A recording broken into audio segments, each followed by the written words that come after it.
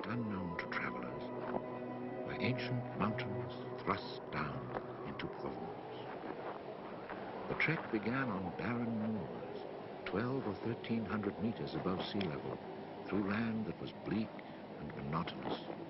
Nothing grew there but wild lavender. My route led across the region at its widest point, and after hiking for 3 days, I found myself in a wasteland, desolate beyond description. I made camp near the remains of an abandoned village. The day before, my water supply had run out, and I had to find some. The cluster of houses, although they were in ruins, reminding me of an old wasp's nest, made me think that once there must have been a fountain, or perhaps a well.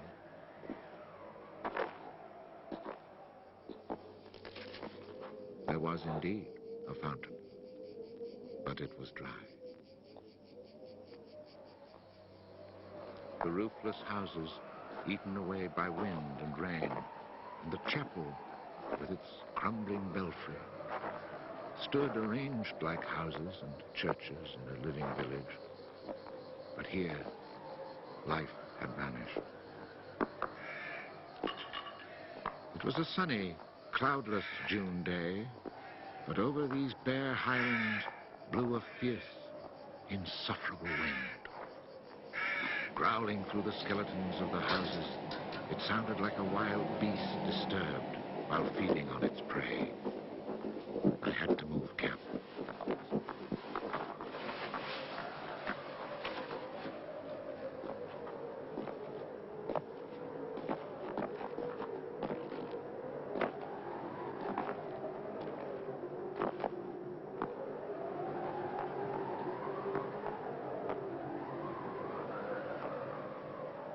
After 5 hours of walking, I still had found no water, and I could see nothing that gave me hope of finding any. Everywhere, I came upon the same drought, the same coarse weeds.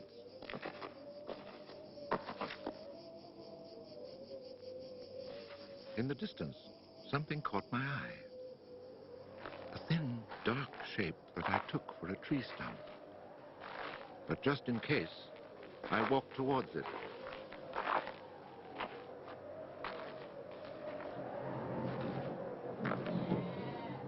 It was a shepherd, and beside him, resting on the burning ground, lay about 30 sheep.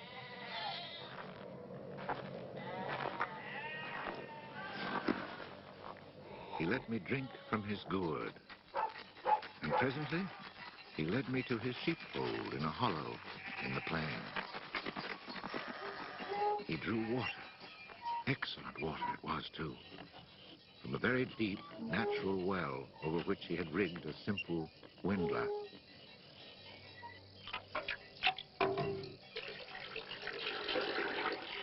The man spoke very little, often the way with people who live alone, but he appeared sure of himself and confident in his assurance.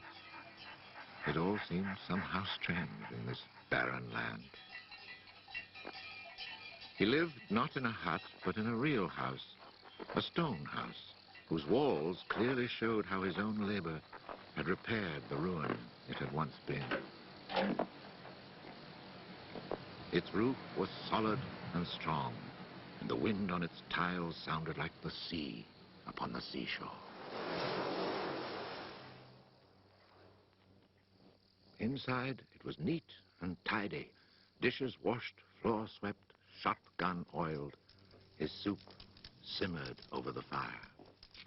And I noticed that he was freshly shaved, that all his buttons were firmly sewed on, and that his clothes were darned with that meticulous care which makes the mend invisible. He shared his soup with me.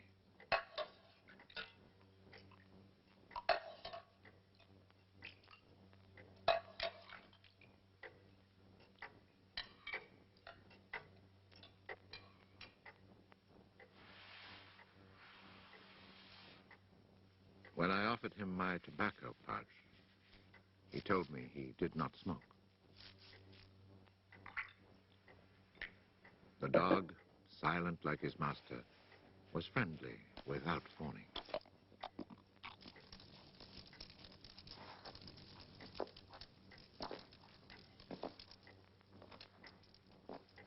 It had been agreed that I would spend the night. The nearest village was still almost 2 days' walk away. Villages in this region were few and far between, and I knew well what they were like. 4 or 5 of them were scattered over the slopes of these highlands, each one at the very end of a cart track among copses of white oaks. They were inhabited by charcoal burners. The living was poor, and families huddled together in a climate very harsh both in summer and winter found their struggle for survival made more bitter by their isolation. There was no relief. Their constant longing to escape became a crazy ambition. Endlessly the men carted their charcoal to town, then returned home. Even the most stable characters crack under the constant grind. The women seethed with resentment. There was rivalry in everything. The sale of charcoal and the church pew. They were rivals in virtue and rivals in vice. And the battle royal between vice and virtue raged incessantly. And always there was the wind. The ever-present wind constantly grating on the nerves. There were epidemics of suicide and many cases of madness, nearly always ending in murder.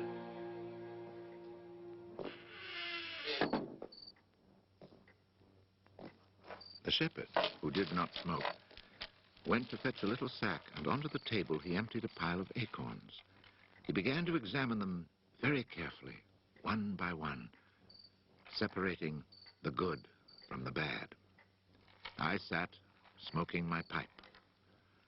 I offered to help, but he told me it was his work. And indeed, seeing how very carefully he carried out his task, I did not insist. That was the only time we spoke.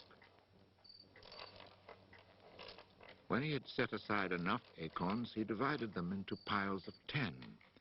As he did this, he discarded the smaller ones, or those that were cracked. For now, he was examining them very, very closely. When finally there lay before him 100 perfect acorns, he stopped, and we went to our beds. Being with this man brought a great sense of peace.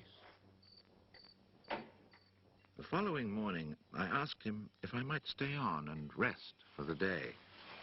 He found that quite natural, or to be more precise, he gave me the impression that nothing could upset him. The day of rest was not absolutely necessary, but I was intrigued, and I wanted to learn more about him.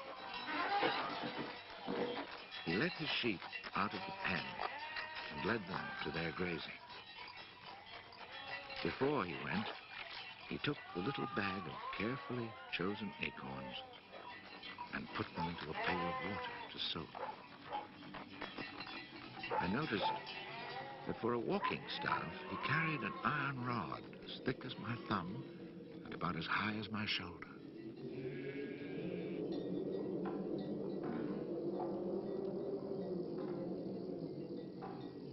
Pretending to take a leisurely stroll, I followed him at a distance, but keeping on a parallel path with him. The pasture for his sheep was down in a dell. Leaving his dog in charge of the little flock, he began to climb towards me where I was standing. I feared he was coming to reproach me. Not at all. It happened to be on his way, and he invited me to go with him if I had nothing better to do. He was going a little farther on, to the top of the hill.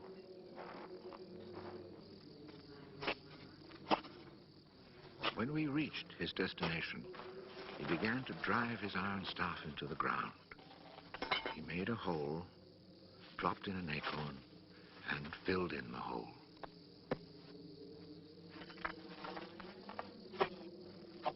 He was planting oak trees.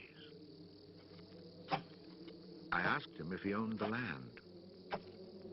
He said no, Did he know who owned it? He did not. He thought it was common land, parish property, or perhaps it belonged to people who did not care about it.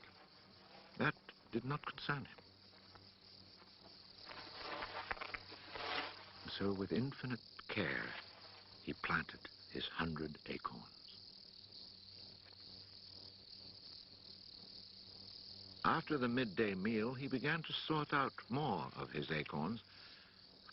I suppose I must have been quite insistent with my questions, because he answered me. For 3 years, he had been planting trees in that desolate country. He had planted 100,000. Of the 100,000, 20,000 had come up. Of these, he still expected to lose half, either to rodents or to any of the unpredictable things which only Providence can account for. That left 10,000 oaks to grow on this tract of land where before there was nothing. It was then that I wondered about the man's age. He was clearly more than 50. 55, he told me. His name was Bouffier.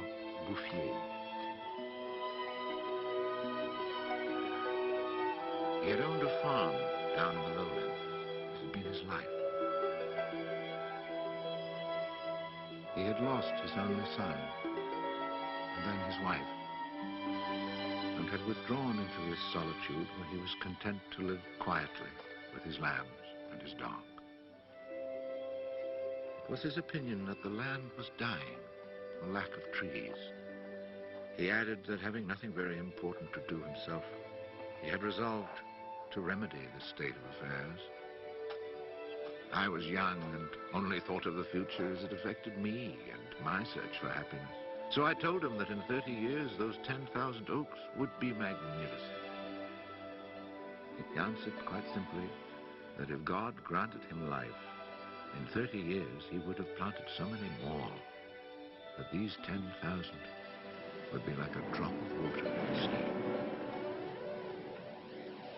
Already he was studying the growth of beech trees and had a nursery full of seedlings grown from beech nuts. They're quite beautiful. He was also thinking of birches for the dales, where he told me there was moisture just below the surface of the soil. The next day, we parted. The following year came the First World War, in which I was engaged for 5 years. An infantryman was hardly likely to have trees on his mind.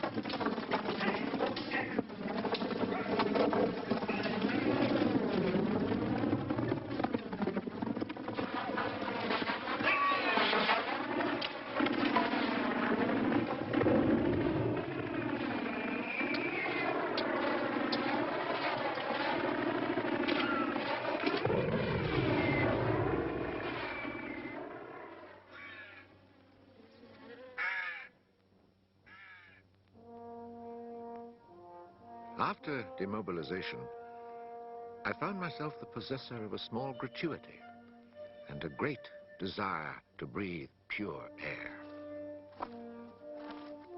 This was my only thought when I set off once more on the road to the barren land. The country had not changed. However, in the distance, beyond the deserted village, I noticed a sort of grayish mist that lay on the hilltops like a carpet. The shepherd who planted trees had been in my mind since the day before. 10,000 oak trees, I thought to myself, really need a lot of space. I had seen so many people die in those 5 years, it was easy to imagine that Bouffier, too, was dead, especially since at 20, we think of men of 50 as ancient with nothing left to do but die.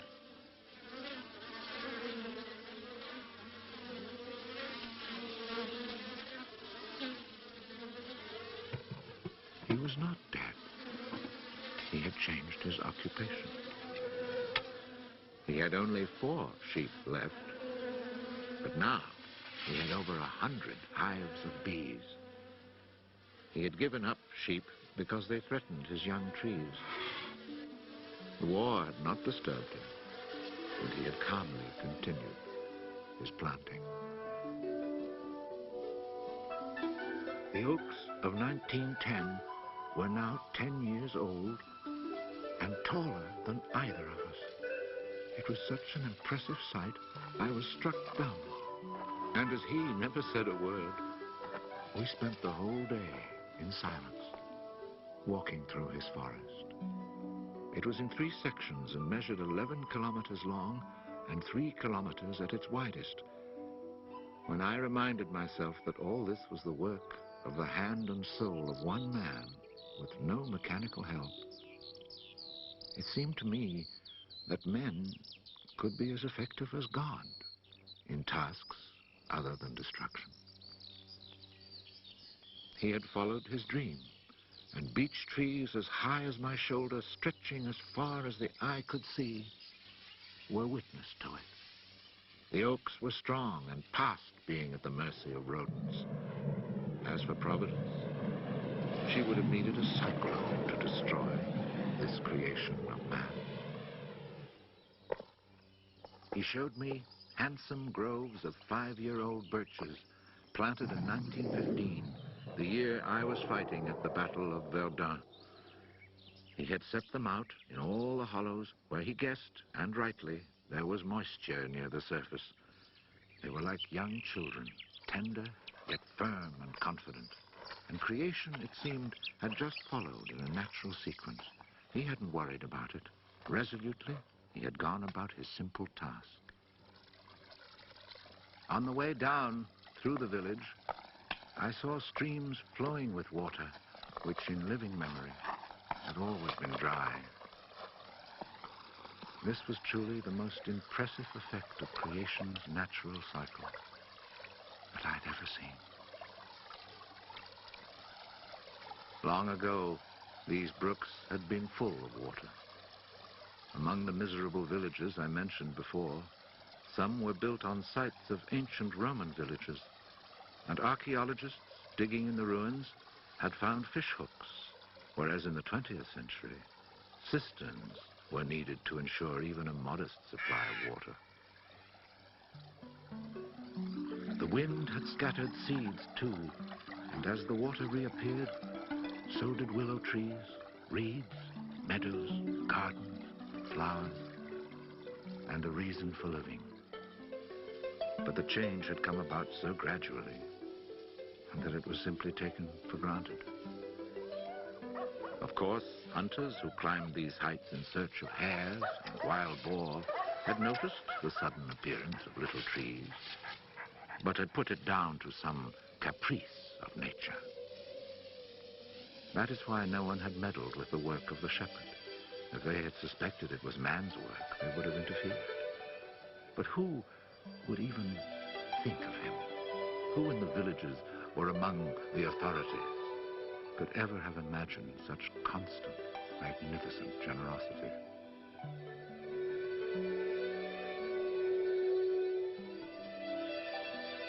Each year from 1920 on, I paid a visit to Elzéar Bouffier. I never saw him lose heart, nor was he ever deterred. And often, God knows, it must have seemed that heaven itself was against him. I never tried to imagine his frustrations, but to achieve such an end, he must have had to overcome many obstacles. For such passion to succeed, he must surely have fought and conquered despair. We must remember that this exceptional man had worked in utter solitude. Solitude so complete that towards the end of his life, he had lost the habit of speech. Oh, perhaps he saw no need for it. In 1933, he was visited by an astonished forester who notified him of an order that lighting fires outdoors was forbidden for fear of endangering this natural forest. It was the first time, the forester told him naively, that he had ever seen a forest grow of its own accord. In 1935, a whole delegation from the authorities arrived to look at the natural forest. There was a high-ranking official from the forestry department, an elected member of parliament, technical experts, and there was a great deal of talk. It was decided that something must be done. Fortunately, nobody did anything except for the one good thing. The forest was placed under government protection and charcoal burning was prohibited. For it was really quite impossible not to be enchanted by the beauty of these young, healthy trees. And they had even managed to cast their spell over the Member of Parliament.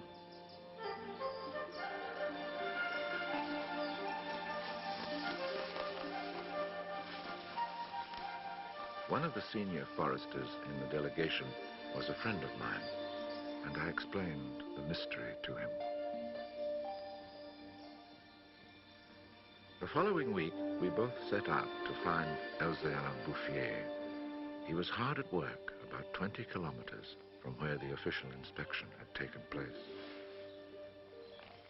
I was right about my friend the forester. He was able to appreciate all he saw. I offered the eggs I had brought as a present. We all shared our lunch and spent several hours in silent contemplation of the landscape. The slopes we had climbed on our way up were covered with tall trees 4 times our own height. I remembered how it had looked in 1913, desolate, but quiet, regular work, brisk mountain air, the simple life, and above all, peace of mind, had endowed this old man with almost awe-inspiring health. He was one of God's athletes. I wondered how many more hectares he would cover with trees. Before we took our leave, my friend made one small suggestion about the kinds of tree which seemed to suit the soil here.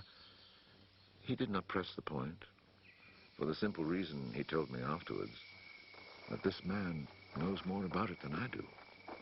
The idea must have been turning over in his mind, for after we had walked for an hour, he added, he knows more about it than anyone else in the world. He's found a perfect way to be happy. Thanks to this forester, not only the forest, but the happiness of Elzéar Bouffier were protected. The only serious danger to his work occurred during the Second World War. Cars being powered by wood-burning generators. There was never enough wood.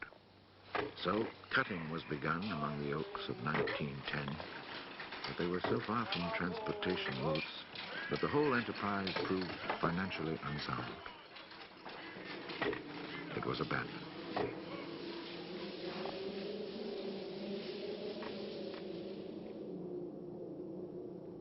The shepherd knew nothing of all this. He was 30 kilometers away, quietly going about his business, ignoring the War of '39 just as he had ignored it in 1914. I saw Elzéar Bouffier for the last time in June 1945. He was then 87. Again I had set out on the road to those barren moors. But now, in spite of the dislocation left behind by the war, there was a bus which ran from the Durance Valley up into the mountains. I decided it must be because of this relatively speedy means of transport that I could not recognize the places where my walks used to lead me. It took the name of a village to reassure me that I really was in that region that had once been desolate and abandoned.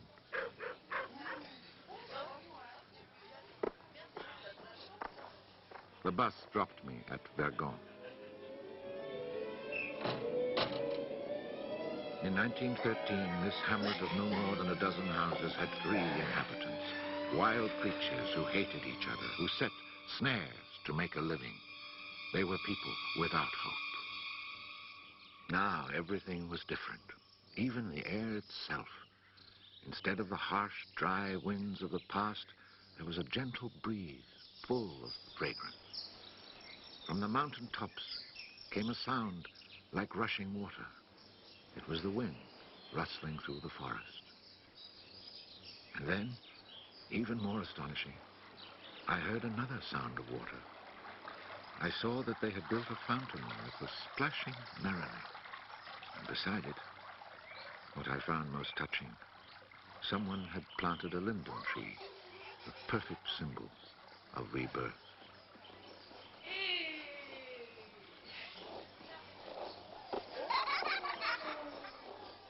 Moreover, Verdun showed signs of the kind of labor that only hope can inspire. So hope had been restored. Ruins had been cleared and crumbling walls torn down. The new houses, freshly rough-cast, stood in kitchen gardens where flowers and vegetables grew in orderly confusion. Roses and cabbages, snapdragons and leeks, celery and anemones. It had become a place where one would want to live. From this point, I continued on foot. The war had not been over long enough for life to reach full bloom, but Lazarus had emerged from the tomb. On the lower slopes of the mountain, I could see small fields of young barley and rye, and down in the narrow valleys, the meadows were green.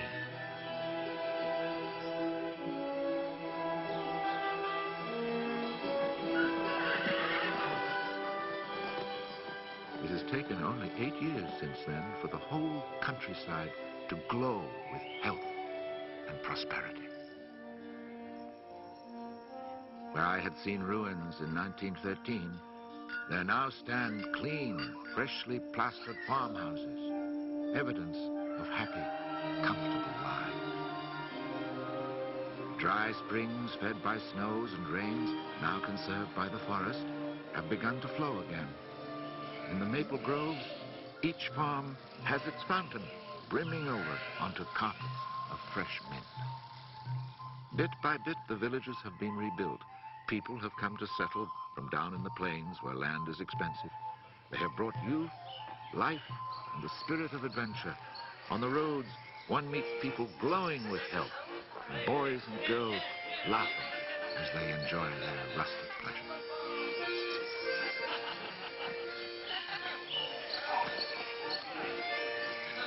Counting those who lived here before, quite changed by their life in gentle surroundings, and including the newcomers, more than 10,000 people owe their happiness to Bouffier. When I think that one man, one body, and one spirit was enough to turn a desert into the land of Canaan, I find after all that a man's destiny can be truly wonderful. But when I consider the passionate determination, the unfailing generosity of spirit it took to achieve this end, I'm filled with admiration for this old, unlearned peasant who was able to complete a task worthy of God. Bouffier died peacefully in Banon in 1947.